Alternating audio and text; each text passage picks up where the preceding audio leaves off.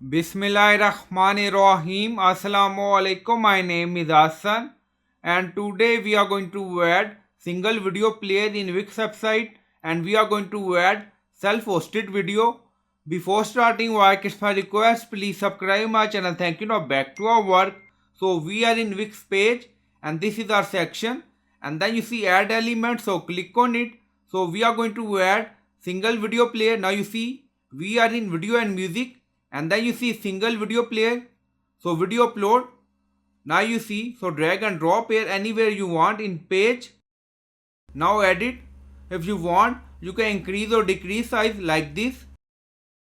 Now you see single video player edit and then you see change video, so click on it and then we select your computer, so you can upload video from your system or computer. Now you see change video, so click on it and then you see choose a video, upload media, so you can upload video from your system and then select and then click on add to page. Now close and then you see multiple option, playback option, autoplay, plays in a loop. If you want, you can enable both options. If you want, you can add description, so you can upload video from your system. And then you see multiple option, layout, play button size 20px, when playing control show on hour, never, show video title. If you want, you can enable this. Now you see design, so you can do setting according to requirement. Choose a cover image.